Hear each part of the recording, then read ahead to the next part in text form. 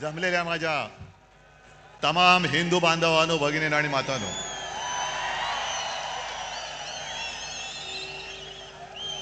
आपल्या परंपरेप्रमाणे सर्वांना दसऱ्याच्या पहिल्या प्रथम मी शुभेच्छा देतो. विजयादशमीच्या शुभेच्छा. आणि किती वेळा मी बोलायचं की अशी जीवाला जीव देणारी माणसं हेच खरं आयुष्यामधलं सोनं असतं. आणि म्हणूनच अनेक पक्षांचं आपल्या शिवसेना फोडण्याकडे लक्ष आहे. आणि त्यांना असं वाटलं की काही जणांनी त्यांनी पळवलंय, जे पळवलं ते पितळ होतं, सोनं माझ्याकडेच आहे. आता घरून येताना मी आजूबाजूला पाहत होतो, वाघाचं कातडं पांघरलेल्या लांडग्याची गोष्ट आपल्याला माहिती आहे, पण बाळासाहेबांची भगवी शाल पांघरणाऱ्या गाढवाचं चित्र मी आज पहिल्यांदा पाहिलं. गाढवावरती किती शाली टाका, गाढव ते गाढवच. आणि जसं आता संजय राऊत यांनी उल्लेख केला, अमित शहांचा जोड्याचा भार वाहणारे गाढव. जाऊ द्या, त्यांना जोडे लाख लाभोत. जनता पण मारणार एक दिवस, तो दिवस पण काही लांब नाहीये. आज मुद्दामून ही सभा हा मेळावा अनेक जण सांगत होते की कसा घेणार. म्हटलं जसा नेहमी घेतो तसाच घेणार. आणि आजपर्यंत जेवढा जसा मोठा मेळावा झाला त्याहीपेक्षा मोठा मेळावा आज होणार. मला माहिती आहे सगळीकडे चिखल झालेला आहे. याचं कारण कमळाबाई. आता तुम्ही म्हणाल पावसाचा आणि कमळाबाईचा काय संबंध. पण कमळाबाईच्या कारभाराने कमळाबाईंनी स्वतःची कमळं फुलवून घेतलेत, पण जनतेच्या आयुष्याचा चिखल करून टाकलेला आहे. आणि अंबादास, तुम्ही शेतकऱ्यांचा विषय पूर्ण मांडलात. जी हालत शेतकऱ्यांची झाले त्याची थोडीशी चुणूक आपल्याला येईल या पावसात भिजताना आणि चिखलात बसल्यावरती. घरादाराचं संपूर्णपणे चिखल झालेला आहे त्यांच्या. शेतकऱ्याची शेतजमीन तर वाहून गेलीच, पण घरादारामध्ये सुद्धा चिखल घुसलेला आहे. राहायचं कुठे. शेतकरी जो आपल्याला अन्नधान्य देतो, 2 घास देतो, तो शेतकरी आज विचारतोय की आम्ही खायचं काय. ही अशी परिस्थिती यापूर्वी कधी आलेली नव्हती. हे एवढं मोठं संकट. आजपर्यंत मराठवाडा हा अवर्षणग्रस्त होता, आता तिकडे अतिवृष्टी झालेली आहे. अतिवृष्टी म्हणजे आपत्तीग्रस्त. आणि मी तुम्हाला सगळ्यांना आवाहन करतोय, सर्व शिवसैनिकांना आवाहन करतोय, हे संकट फार मोठं आहे. जसं लिंबाळा दाऊला भूकंप झाला होता आणि शिवसेनेने एक गाव आपण दत्तक घेतलं होतं. राऊते साहेब तुम्ही होतात, खैरे साहेब होते. आपण अर्थात आपल्याकडे सरकार नाहीये, पण जी काय करता येईल ती फुलाची पाकळी ही मराठवाड्याच्या शेतकऱ्यासाठी आणि उद्ध्वस्त झालेल्या नागरिकांसाठी देऊ. अगदी मोठी बाग जरी नाही तरी काही जणांच्या आयुष्यात एखादं फुल जरी आपण फुलवू शकलो तरी मी म्हणेन आपल्या आयुष्याचं सार्थक झालं. हे करायला पाहिजे. कारण आजचे जे मुख्यमंत्री आहेत, मी काल मुद्दामून प्रेस कॉन्फरन्स घेतली. माणसं कशी बदलतात बघा. आपलं राज्य होतं तेव्हा हेच बोंबलत फिरत होते, ओला दुष्काळ जाहीर करा.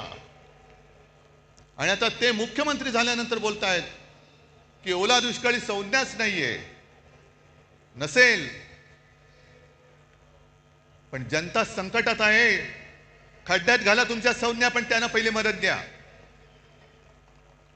मी कालही बोललोय, आधीही बोललोय, आजही परत बोलतोय की सगळे निकष बाजूला ठेवा आणि ज्यांचं नुकसान झाले त्या शेतकऱ्यांना हेक्टरी 50,000 रुपये मदत ही केलीच पाहिजे.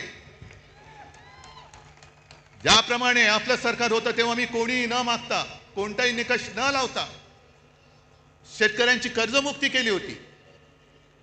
काय निकष होते तेव्हा, पण माझं कर्तव्य म्हणून मी ते केलं होतं. आणि निवडणुकीच्या तोंडावरती नाही तर एकमेव माझं अधिवेशन जे झालं होतं मुख्यमंत्री म्हणून नागपूरला, त्या पहिल्या नागपूरच्या अधिवेशनात मी कर्जमुक्ती जाहीर केली आणि कालबद्ध स्वरूपात ती पूर्ण करून दाखवली होती. तशी तुम्ही कर्जमुक्ती करा. अजून यांची 2017 साली जाहीर केलेली कर्जमुक्ती अजून होते, अजून शेतकरी प्रतीक्षेत आहेत, लाभ कधी मिळणार ते पण गेलं पाण्यात सोडून. पण 2017 ची कर्जमुक्ती अजून होत नाहीये. आणि आपण कर्जमुक्त केलं होतं शेतकऱ्याला. दरम्यान कोरोनाचं संकट आलं आणि एक गोष्ट थोडीशी राहिली होती, ज्याची सुरुवात केली होती की जो नियमित कर्ज परतफेड करतो त्याला 50,000 रुपये प्रोत्साहनपर राशी म्हणून आपण त्याला द्यायला सुरुवात केली होती. आपण सुरुवात केली आणि या गद्दारांनी त्यांच्या राशी पळवल्या आणि निघून गेले सुरत गुवाहाटीला, म्हणून ते अर्धवट राहिलं. पण आज आपला हा दसरा मेळावा होतोय, आणखीन 2-4 दसरा मेळावे झालेत. बाकीच्यांबद्दल मला काही बोलायचं नाहीये, पण विशेषतः संघाचा जो दसरा मेळावा झाला त्या संघाच्या दसरा मेळाव्याबद्दल मी जरूर बोलणार आहे. कारण 100 वर्ष ही काही थोडी थोडीची वर्ष नाहीये. आज काय योगायोग आहे कल्पना नाही मला, पण संघाची 100 वर्ष पूर्ण होत आहेत आणि नेमकी गांधी जयंती आहे. हा काय योगायोग म्हणायचं की काय मला कळत नाही. पण जशी संघाला 100 वर्ष होत आहेत तसेच आज एक ज्येष्ठ स्वातंत्र्य सेनानी म्हणा, समाजसेवक म्हणा, जी पारेख यांचं दुर्दैवी निधन झाले. त्यांना सुद्धा मी आपल्या सर्वांच्या वतीने एक आदरांजली आणि श्रद्धांजली वाहतो. कारण अशी लढणारी माणसं आता कमी होत चाललेली आहे. जो लढेल तो तुरुंगात जाईल, ही अशा पद्धतीने यांची सरकारची आता नीती आणि वाटचाल सुरू झालेली आहे. जसं तुम्ही सगळ्यांनी बघितलं असाल की या कालच्या अधिवेशनात जनसुरक्षा कायदा आणला गेला. सर्वांनी विरोध केला, आपण केलाच पाहिजे, तो लागू होऊ देता कामा नयेच. मुख्यमंत्र्यांनी आणि त्यांच्या चेलाचपाट्यांनी त्याची मखलाशी केली की हा कायदा असं काही एकट्यासाठी नाही, सगळ्या संघटना जर कोणी अति डावे, कडवे डावे, आम्ही कडवे डावे वगैरे ओळखत नाही, आम्ही देशद्रोही आणि देशप्रेमी दोनच जणांना ओळखतो. पण तुम्ही नुसतं आम्हाला तोंड देखल्या काहीतरी कारण सांगणार असाल तर उदाहरणासकट सांगतो की कसा गैरवापर होतोय. सोनम वांगचुक एक चांगला देशभक्त, सोनम वांगचुक या माणसाने अतिशय दुर्गम भागात लेह लडाख, जिकडे कडाक्याची थंडी, नुसती कडाक्याची नाही, हाडं मोडतील अशी थंडी असते, त्या थंडीमध्ये आपले जवान नीटनेटके राहावे, त्यांना काहीतरी उबदार एक आडोसा मिळावा म्हणून सोलार टेक्नॉलॉजीवरती त्यांना छावण्या बांधून दिल्या. ती टेक्नॉलॉजी त्यांनी दिली. पाण्याचं दुर्भिक्ष होतं, ते दुर्भिक्ष होऊ नये, पाणी मिळालं पाहिजे म्हणून त्यांनी आईस तुपाची योजना आणली. काल परवापर्यंत जे मोदींची स्तुती करत होते, पण त्यांनी आंदोलन सुरू केलं का? न्याय हक्कासाठी. लेह लडाखला न्याय हक्क मिळालाच पाहिजे. न्याय हक्क ही लोकशाहीतली मूलभूत गरज आहे आणि न्याय हक्कासाठी त्यांनी लढाई करत होते, करतायत. उपोषण चालू ठेवलं होतं, पण सरकार ढुंकून बघायला तयार नाही. मग पेटले सगळे, काय त्याला आता जेनजी जसं नेपाळमध्ये पेटले, लेह लडाखमध्ये रस्त्यावरती आले आणि मोदी बाबांनी त्यांना सरळ उचलून रासुकाखाली आत टाकून दिलं. जा, 1 वर्षाचा बाहेरच पडणार नाही. हा जनसुरक्षा कायदा, हम करे सो कायदा, तोच आपल्याला तोडून मोडून टाकायचा आहे. तोच तोडून मोडून टाकायचा आणि टाकलाच पाहिजे. कारण मोदींची स्तुती करत होते तोपर्यंत वांगचुक हे देशद्रोही नव्हते, पण त्यांच्यावरती आता आरोप ठेवले की तुम्ही पाकिस्तानमध्ये जाऊन आलात, एका शिष्टमंडळातनं ते पाकिस्तानला गेले होते म्हणून देशद्रोही म्हणून जर वांगचुक यांना अटक होणार असेल तर नवाज शरीफचा केक गपचूप जाऊन खाऊन येणाऱ्या मोदींना काय म्हणायचं ह्या सुद्धा प्रश्नाचं उत्तर आम्हाला मिळालं पाहिजे. न्याय हक्क मागणं हा या देशामध्ये देशद्रोह होतोय. आणि म्हणून काही वेळेला असं वाटतं की या सगळ्या कमळाबाईंनी चिखल करून ठेवलाय. जो म्हणतोय ते तुम्हाला तर कळेल. एक एक गोष्टी मी तुम्हाला सांगेन. तसं एक तर भाजप आणि प्रशासन सरकार चालवण्याचा सुतराम संबंध नाही, दुरान्वयाने सुद्धा संबंध नाहीये. 3 वर्ष मणिपूर जळतंय. आता काल परवाकडे मोदी मणिपूरमध्ये गेले. 3 वर्ष जळते मणिपूर. तिथल्या महिलांची धिंड निघते, धिंडवडे निघतात अब्रूचे. ना मोदी जायला तयार, ना दुसरे व्यापारी जायला तयार. पण एवढं करून मोदी गेले. आम्हाला असं वाटलं की मोदी काहीतरी तोडगा काढतील, ज्यांच्यावरती अत्याचार झाले त्यांना काहीतरी सांत्वन करतील. पण गेल्यानंतर त्यांचं भाषण आलं होतं. हसायचं की रडायचं. मणिपूरमध्ये गेल्यानंतर मोदीजीने भाषण केलं. मणिपूर के नाम में ही मणी है. ते तिकडे जाऊन कशाला बघायला पाहिजे? आम्हाला इथेही कळतं. म्हणून मराठी सक्तीची पाहिजे. मणिपूरमध्ये जाऊन तुम्हाला मणिपूरमधला मणी दिसला, पण मणिपूरच्या जनतेच्या डोळ्यातलं पाणी नाही दिसलं. तिथली जनता रडते, तिथली जनता आक्रोश करते. पण आमचे पंतप्रधान तिकडे जाऊन मणिपूर के नाम में ही मणी आहे. कशाला जाता मग तिकडे? ही जी यांची सगळी जी वृत्ती आहे, मला असं वाटतं काही वेळेला विचार केल्यानंतर की भाजप म्हणजे आता अमिबा झालेला आहे. अमिबा म्हणजे तो एक पेशीय प्राणी असतो, काय जीव असतो. तो सगळ्यांना शाळेमध्ये होता. अमिबा वाटेल तसा वेडा वाकडा कसाही पसरतो. जिकडे लागेल तिकडे युती करतो. झालं काम की इकडचा हात काढला तिकडे हात करतो, तिकडचा. पण एक पेशी मीच शरीरात गेलं तर पोट बिघडतं. तसे समाजात घुसले तर शांती नाहीशी होते. म्हणून मी त्यांना अमिबा म्हणतोय. म्हणून अभिमा म्हणतोय. आणि आमचे जे मुख्यमंत्री आहेत, हे मुख्यमंत्री आम्हाला शिकवत आहेत. म्हणून मी बातमी घेऊन आलोय. इंडिया टुडेने सर्वे केलाय. तुमच्यापर्यंत आलाय? इंडिया टुडेने एक सर्वे केला की most popular CM across India. आता गेल्या 2-3 महिन्यातला सर्वे आहे. म्हणून मी त्याचं कागदच घेऊन आलेलो आहे. आपल्या वेळेला पहिल्या 5 मध्ये महाराष्ट्राचा मुख्यमंत्री येत होता. माझं कर्तृत्व नव्हतं, हे तुमचं सहाय्य होतं. महाराष्ट्राच्या जनतेचं कौतुक होतं, ते माझं नव्हतं. पण आज जो हा सर्वे झालेला आहे, आलेला आहे, त्याच्यामध्ये सगळ्यात पॉप्युलर उत्तर प्रदेशचे मुख्यमंत्री योगी, नंबर 1, 2 ममता, 3 चंद्रबाबू, 4 नितीश कुमार, त्याच्यानंतर स्टॅलिन, नंतर काय ते पिनारवी विजयन, मग रेवंत रेड्डी, मोहन यादव, हेमंता विश्वकर्मा शर्मा आणि 10व्या ह्याच्यावरती आमचे मुख्यमंत्री देवेंद्र फडणवीस. नशीब 10वे नाही तर फडणवीस म्हणून 20वे आले असते. येणार कसे? सगळी बजवतपुरी करून ठेवलेली आहे. काय केलं काय तुम्ही आजपर्यंत? आज सुद्धा बातमी आली की कुठल्या एका अधिकाऱ्याच्या ऑफिसमध्ये धाड टाकली. अधिकाऱ्याला पकडला रंगेहात. वसई विरारच्या महापालिकेच्या आयुक्ताला पकडलं होतं. अधिकारी पकडले जात आहेत.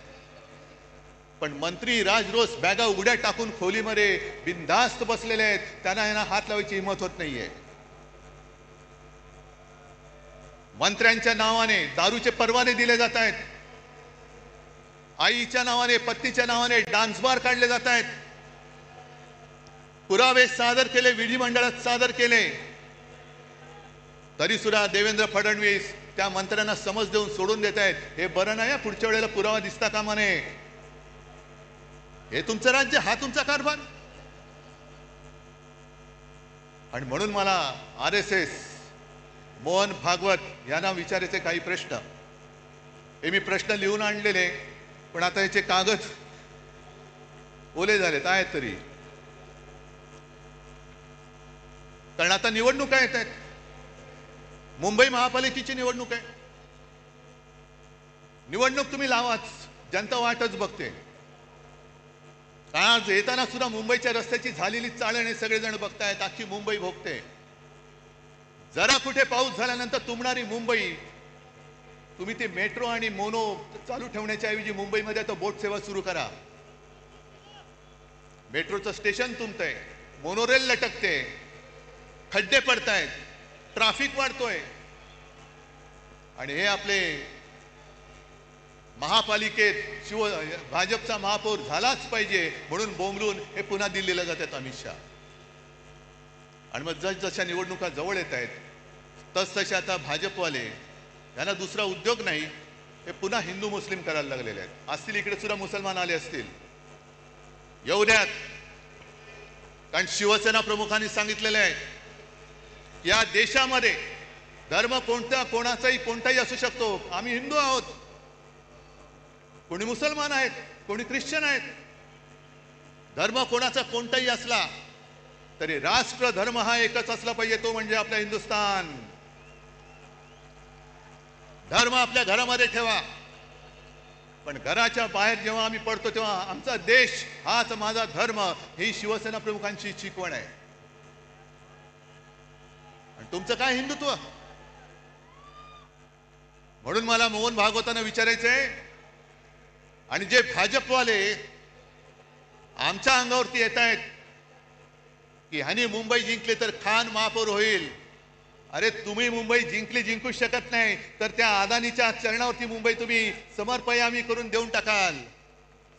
जानवं घालाल, शेंडी ठेवाल आणि अदानी नाम समर्पयामी.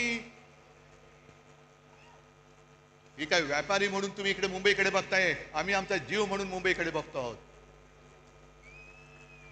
आणि आम्हाला जर का हिंदुत्व शिकवण्याचा प्रयत्न करत असाल तर पहिला आम्ही भाजपला परत सांगतो, तुमच्या फडक्यावरचा हिरवा रंग काढून टाका आणि मग आमच्याशी हिंदुत्वाच्या गप्पा करा.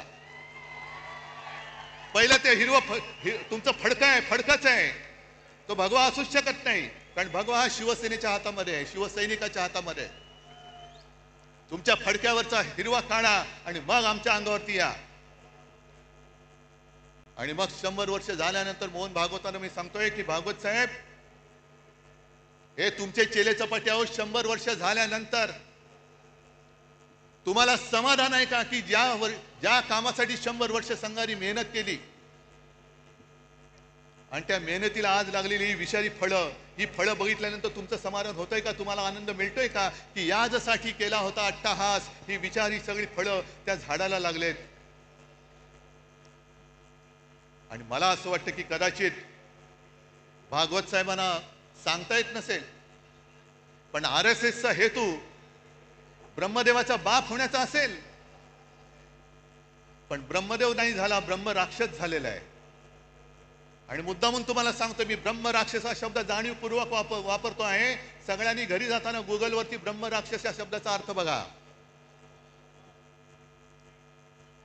आमच्या अंगावरती हिंदुत्व म्हणून येताना मोहन भागवतांनी जे सांगितले, गेले काही वर्षातली त्यांची वाक्य आहेत. मुस्लिमों को लेकर RSS चीफ मोहन भागवत की बैठक में लिया गया बड़ा निर्णय, अब घर घर पहुंचेगी टीम. RSS प्रमुख मोहन भागवत ने दिल्ली में मुस्लिम धर्मगुरुओं के साथ बैठक की, जिसका उद्देश्य हिंदू और मुसलमानों के बीच की दूरी को कम करना है. पिछले 3 वर्षों से भागवत इस दिशा में सक्रिय है, मदरसों का दौरा कर रहे हैं और मुस्लिम नेताओं से मिल रहे हैं. हे जे बेंबीच्या देठापासून ओरडणारे भाजपडे आहेत त्यांना विचारतोय, मोहन भागवतांनी हिंदुत्व सोडले बोलण्याची हिंमत आहे का तुमची? आहे हिंमत? आणि हे एवढ्या पुरतं थांबलेलं नाहीये. या बातम्या ज्या आहेत, 2022 ची बातमी एक आहे की मोहन भागवत यांनी मशिदीला भेट दिल्यानंतर त्यांचे मुसलमानांचे जे सर्वोच्च नेते आहेत उमर अहमद इलियासी यांनी त्यांचा राष्ट्रपिता म्हणून उल्लेख केला. हिंदुस्थान मधल्या मुसलमानांच्या सर्वोच्च नेत्याने मोहन भागवतांचा राष्ट्रपिता म्हणून उल्लेख केला. जा भाजपड्यांना विचारा त्यांना जाऊन की हिंदुस्थानचे राष्ट्रपिता म्हणालेत का पाकिस्तानचे राष्ट्रपिता त्यांना म्हणालेत? आमच्या अंगावरती येतं. अरे तुम्हाला लाज लज्जा शरम काय आहे की नाही? एक तर काहीतरी ठरवा. आम्ही जे बोललो ते एवढ्यासाठी बोललो, ना आकार ना उकार ना ध्येय ना धोरण, कसाही वावरतोय, कसाही वाढतोय, कसाही पसरतोय.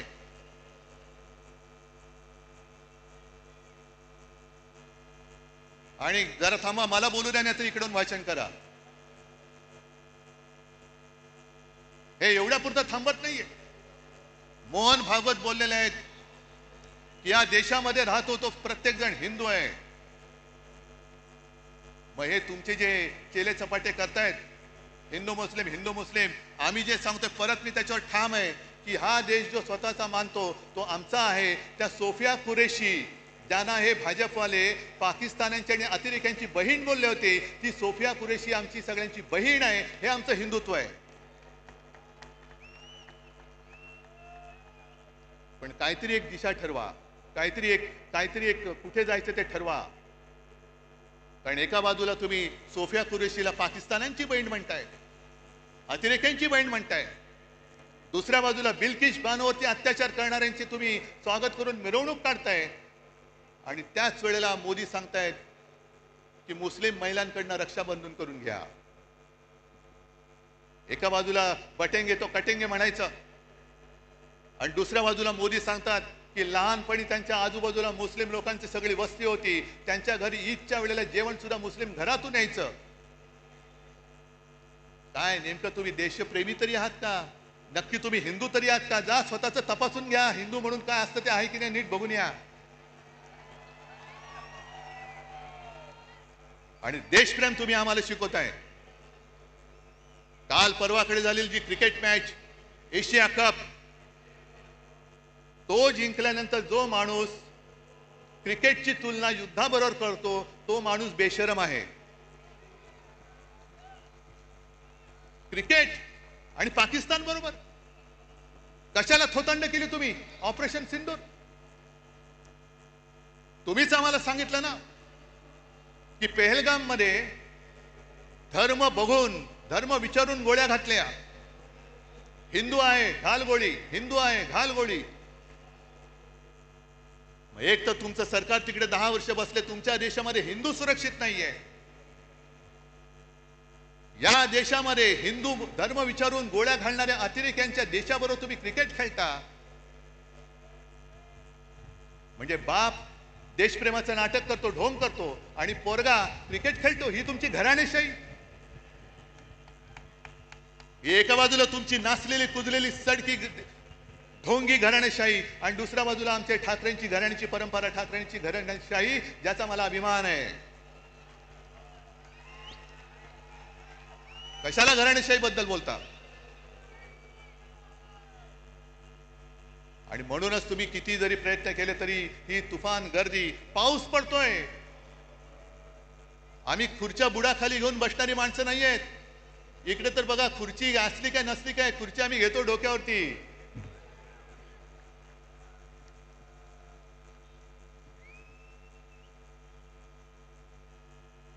आणि मुंबईच्या बद्दल जर का बोलायचं झालं, कारण आता निवडणुका मागून निवडणुका येणार. काल परवाकडे जेव्हा मी शेतकऱ्यांच्या दौऱ्यावरती गेलो होतो, पाहणी त्यांच्याशी बोलत होतो, शेतकरी उद्विग्न आहे, रडतोय. आणि काही जण मला येऊन बोलत होते की साहेब, तुमच्या काळात तुम्ही केलेली कर्जमुक्ती तशी आम्हाला पाहिजे, तुम्ही आम्हाला परत हवे आहात. म्हटलं आता दादा त्याच्यामध्ये जाऊ नकोस, पहिलं तुला संकटातून बाहेर काढावं लागेल. पण एक वाक्य बोलताना तो बोलून गेला ते फार महत्वाचं आहे. म्हणून मी जी काल मागणी केली लाडक्या बहिणीबाबत, ती त्याच्यासाठी केलेली आहे. निवडणूक आल्यानंतर महिलांच्या अकाउंटमध्ये 1,500 रुपये टाकले गेले. आणि ही गोष्ट काही प्रमाणात आपण मान्य केली पाहिजे की महिला थोड्याशा नाही म्हटलं तरी जिकडे खायला अन्न नाही तिकडे 1,500 रुपये मिळत असतील आणि घरापुरते 1-2 रात्री मुलाबाळांना काहीतरी खाऊ देऊ शकत असेल तर महिला थोड्याशा नाही म्हटलं तरी अरे हे बरं चाललंय. पण तो शेतकरी बोलला की साहेब, ही भाजपची अवलाद आहे ना, ही आता पगारी मतदार तयार करते, पगारी मतदार. आपल्याला महाराष्ट्राने ठरवायचंय की आपण भाजपचे पगारी मतदार होणार की स्वाभिमानी मतदार व्हायचंय, हे आता तमाम महिलांनी ठरवायचंय. कारण पंतप्रधान तिकडे बसलेत. आज माझी अशी अपेक्षा होती की सर्व कामं रद्द करून 1 फुल आणि 2 हाफ जे आपल्याकडे आहेत, मुख्यमंत्री आणि 2 उपमुख्यमंत्री, ते तिकडे दिल्लीत जाऊन बसायला पाहिजे होते की माझा महाराष्ट्र आज बुडतोय, अतिवृष्टीमध्ये भिजून चाललाय, जीवन उद्ध्वस्त झालेलं आहे. सगळे निकष बाजूला ठेवून केंद्राकडनं आम्हाला भरघोस मदत द्या, 10,000, 20,000, 25,000 कोटी रुपये आम्हाला द्या. पण पंतप्रधानांना प्रस्ताव पाहिजे. देवेंद्र फडणवीसांचा अभ्यास सुरू आहे. अभ्यास होईपर्यंत त्यांना माहिती आहे की लोक विसरून जातात. जरा थोडंसं काहीतरी हातावर टिकवलं की निवडणुका आपण पार पाडू, मग काय बसले बोंबलत. बिहारमध्ये निवडणुकांच्या तोंडावरती पंतप्रधान तिथल्या महिलांच्या अकाउंटमध्ये 10,000 रुपये त्यांनी टाकलेत. जवळपास किती? 10,000 कोटी रुपये. 10,000 कोटी. काय प्रस्ताव आला होता बिहारमधून? तिकडे निवडणुका असल्यानंतर प्रस्तावाची गरज नाही. तुम्हाला मतं विकत घेण्यासाठी तुमच्याकडे पैसे आहेत, पण उद्ध्वस्त झालेल्या महाराष्ट्रासाठी द्यायला तुमच्याकडे पैसे नाहीत. हा माझा जाहीर आरोप आहे. गेल्या निवडणुकीत सुद्धा मोदी तिकडे गेले होते आणि लिलाव केला. बिहार के लिए मैं पैकेज देना चाहता हूं, कितना दे दूं? 50,000 दे दूं कि 70,000? 70,000 दे दूं कि 90,000? आणि करत करत करत 1.25 लाख कोटी रुपये त्यांनी तिकडे जाहीर करून टाकले होते. 1.25 लाख कोटी मिळाले की नाही मिळाले बिहारच्या जनतेला माहिती. म्हणजे तुमच्याकडे पैसे आहेत, पण तुम्हाला महाराष्ट्राला, तुम्ही महाराष्ट्रावरती अन्याय करताय. अन्याय तुमच्या मनामध्ये आहे. महाराष्ट्रावरती सूड घ्यायचंय तुम्हाला. हे जे राजकारण चाललेलं आहे, म्हणून मी जे काय म्हटलं की भाजप आणि सरकार यांचा सुतराम संबंध नाहीये. सुतराम संबंध नाहीये. याला प्रत्येक गोष्टीमध्ये महोत्सव साजरे करायचे. बचत महोत्सव, बचतोत्सव. जीएसटी कमी केला, लावला कोणी होता? नेहरूने लावला होता. नेहरूने लावला होता का जीएसटी? मग गेले 8 वर्ष तुम्ही लुटलात संपूर्ण देशाला. 125 लाख कोटी रुपये तुम्ही तिकडे खिशात घालून बसलात. म्हणजे मला तो राजेश खन्नाचा पिक्चर आठवला. कुठला तो आज का एमएलए का काहीतरी पिक्चर आहे. त्याच्याकडे काही हॉटेलवाले येतात आणि सांगतात की अमुक एका पदार्थाची किंमत वाढवायची. ते सगळे म्हणतात अहो किंमत वाढवली तर लोक बोंबलतील. तुले कितना चाहते हो? नहीं दुगना करना चाहता हूं. नहीं ठीक है आप तिगना कर दो, तिप्पट करा. सगळे आजूबाजू सांगतात तो तिप्पट काय लोक रस्त्यावरती उतरतील. आपण राजेश खन्ना मुख्यमंत्री असतो सांगू उतरने दो. लोग रस्ते पे उतरेंगे, आंदोलन करेंगे, तोडफोड होईल. मग लोक माझ्याकडे येतील. मग मी हॉटेलवाल्यांना बोलवीन आणि त्यांना सांगेन तिप्पट नाही तुम्ही दुप्पट करा. त्यांचंही काम झालं आणि आपलंही काम झालं. या पद्धतीने तुम्ही सरकार चालवताय. आणि मुंबई महापालिकेची निवडणूक जी मी बोलत होतो ती होऊनच द्या. मुंबई महापालिका सुद्धा यांनी कशी गहाण टाकलेली आहे. एक तर तुमचा ज्याच्याशी संबंध नाही ती सगळी कामं स्वतःकडे, स्वतःवरती त्याचं श्रेय घेत आहे. बीडीडी चाळ आम्ही केली. कुठे केली? बीडीडी चाळीचं भूमिपूजन मी केलं होतं. सोबत शरद पवार होते आणि आदित्यनी तिथे आणि त्याच्याबरोबर जितेंद्र आव्हाडांनी मेहनत केलेली आहे. मुंबईचा कोस्टल रोड आम्ही केला. अरे लोक माहिती आहे ना लोकांना स्वप्न कोणाचं आणि पूर्ण कोणी केलं. आणि आज सुद्धा त्यांनी एक गोष्ट केली, जी गोष्ट आदित्य इतके वर्ष बोलत होता की मुंबई हे न झोपणारं शहर आहे. दिवसा जे ऑफिसमध्ये जातात त्यांना दिवसा जेवणाची आणि खाण्याची, पिण्याची म्हणजे पाणी पिण्याची नाही सोय असते, तर रात्री काम करणाऱ्यांनी का असू नये. तेव्हा भाजपवाल्यांनी जो काय नंगा नाच केला होता, संस्कृती, नाईट लाईफ. अहो नाईट लाईफ म्हणजे तुम्ही मकावला जाऊन नाईट लाईफ वाले, तसं नाईट लाईफ नाही. कळलं ना? हा, हे मकावला जाऊन यांचं नाईट लाईफ फुलणार आणि आम्हाला इकडे शिकवणार साधन सुचिता. आज जे आपण बोलत होतो तेच त्यांनी केले. रात्री सुद्धा आम्ही पब आणि बारची मागणी करतच नव्हतो. उलटा आमचं म्हणणं आहे बार रद्दच करा. जे तुमचे मंत्री चालवत आहेत त्यांना पहिल्या मंत्रिमंडळातून काढा, ही आमची मागणी आहे. पण सगळं श्रेय आपल्याकडे घ्यायचं आणि दुसरं तुमच्याकडे द्यायची. मुंबई महापालिका सुद्धा आज जवळपास 2.25 लाख कोटीच्या तुटीमध्ये आणि खड्ड्यामध्ये टाकलेली आहे. सहन करायचं आपण, बघत बसायचं आपण. आणि निवडणूक घेऊ शकतील असं मला वाटत नाही, कारण लोकप्रतिनिधी ज्या दिवशी सभागृहात जातील त्या दिवशी यांनी 3 वर्षात खाल्लेली सगळी मुंबईची तिजोरी ही जनतेसमोर येईल. आम्ही आणणार, व्हाईट पेपर पहिला काढणार, त्याच्यावरती व्हाईट पेपर काढणार आहे. बोलण्यासारख्या बऱ्याच गोष्टी आहेत, मला हरकत नाहीये, पण तुम्ही तरी किती वेळ भिजणार?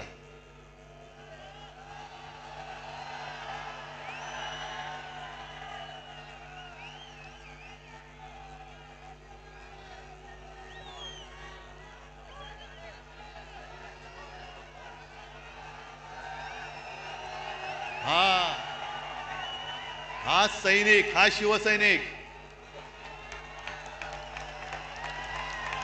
हा खरा शिवसैनिक.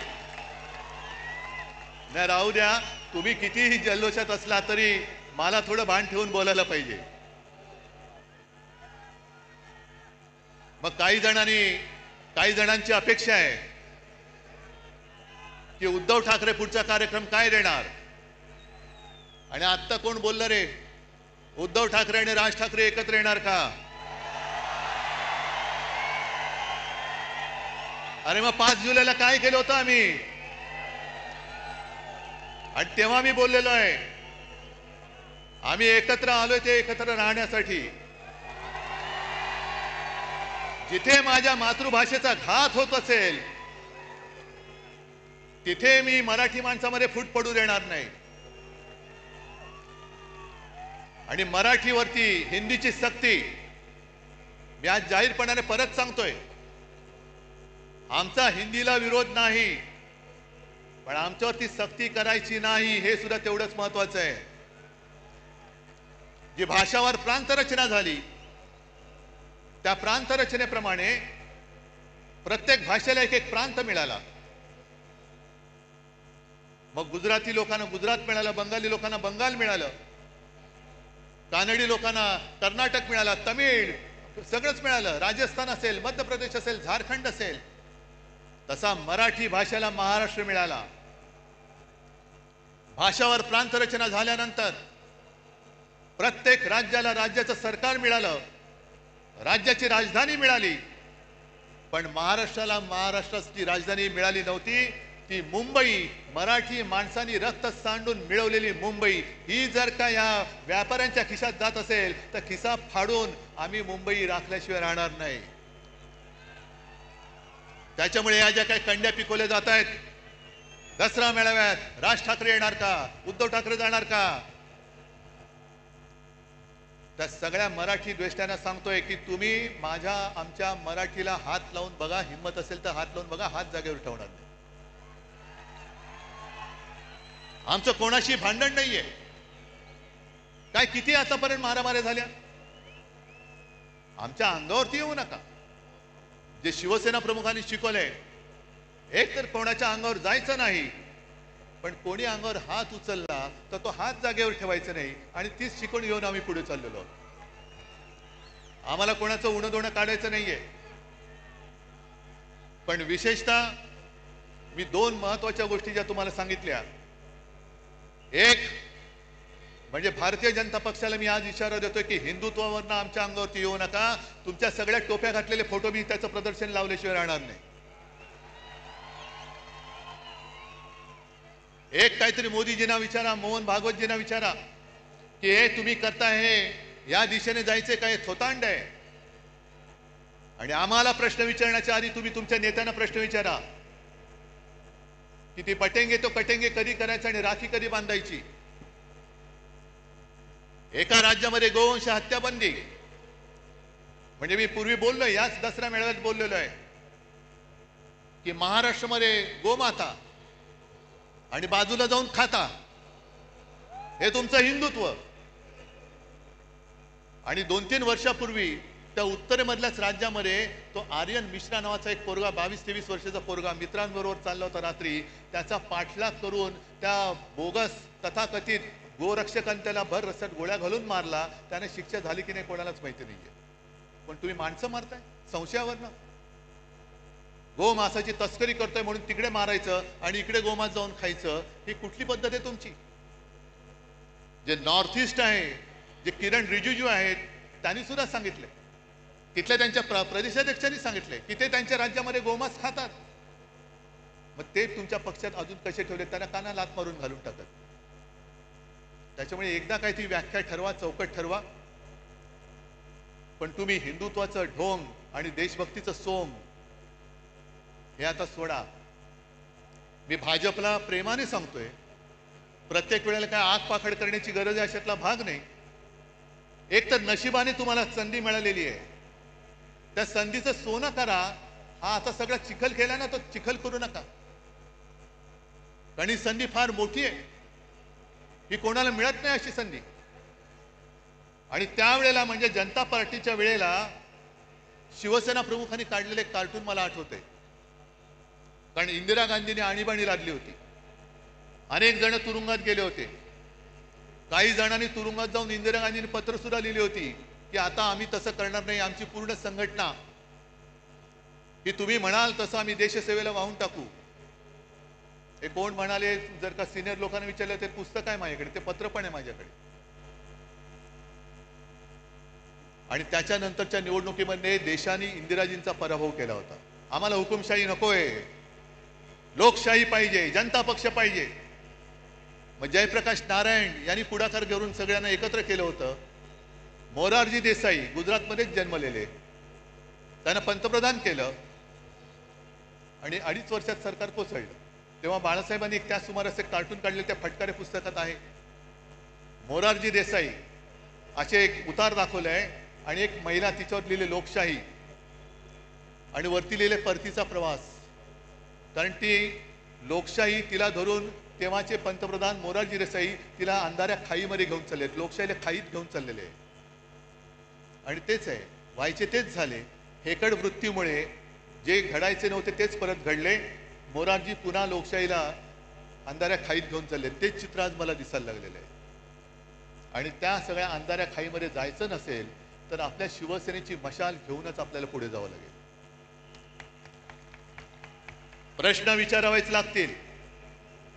जसं मोदींनी 2014 साली केलं होतं चाय पे चर्चा, पहिली तिथूनच सुरू करा. 14 साली चहाची किंमत काय होती आणि आज चहाची किंमत काय, पहिली सुरुवात तिथूनच करा. चाय पे चर्चा. दूध टाकल्यानंतर जीएसटी वाढतोय, साखर टाकल्यानंतर वाढतोय, पाणी काढलं की कमी होतोय, इथून सुरू करा. आणि प्रत्येक टपरीवरती बसून भ्रष्टाचार पे चर्चा सुरू करा. भ्रष्टाचार, यांनी केलेला भ्रष्टाचार. आणि आज महाराष्ट्र सरकारला मी इशारा देतोय की शेतकऱ्याची कर्जमुक्ती लवकर करा. शेतकऱ्याला 50,000 रुपये हेक्टरी लवकर जाहीर करा, नाहीतर मराठवाड्यामध्ये आम्ही रस्त्यावरती उतरल्याशिवाय राहणार नाही. राज्यभर आम्ही आंदोलन करू. मराठवाड्यामध्ये आम्ही सुद्धा लवकरात लवकर एक, जर यांनी जाहीर नाही केलं तर मोठा मोर्चा आपण खैरेसाहेब अंबादास मोर्चा लावायचा. कसे देत नाही, शेतकऱ्याचा हक्क आहे. आणि आंदोलन झालं पाहिजे. जिथे जिथे अन्याय दिसेल त्या अन्यायावरती वार करणं. आणि मी तर म्हणेन कार्यक्रम काय, ह्या ज्या काही तुम्हाला मी थोडक्यात गोष्टी सांगितल्या की देशात जे अंधभक्त झालेले आहेत त्या अंधभक्तांच्या डोळ्यावरची पट्टी काढणं आणि देशभक्ती खरी काय आहे, हिंदुत्व खरं काय आहे हे दाखवून देणं, हाच एक आपल्या याच्या पुढे कार्यक्रम. आज तुम्ही सगळेजण इकडे आलात, लांबून आलेला आहात, बाहेर गावातून आलेला आहात. सांभाळून जा, सुखरूप जा. आणि हातामधला भगवा, हा भगवा हाच पाहिजे. याच्यावरती निशाणी, आपली निशाणीचं चिन्ह दुसरं ठेवा, पण भगवा हा शिवरायाचा भगवा. हा भगवा डौलाने फडकत लोकांना वाटलं पाहिजे, अरे माझा रक्षण करता हा बाळासाहेबांचा शिवसैनिक आहे. भगवी शाल पांघरलेला गाढव होऊ शकत नाही, कदापि होऊ शकत नाही. बस सगळ्यांना धन्यवाद देतो. आणि असंच प्रेम, असेच आशीर्वाद कायम पाठीशी असू द्या. धन्यवाद. जय हिंद, जय महाराष्ट्र.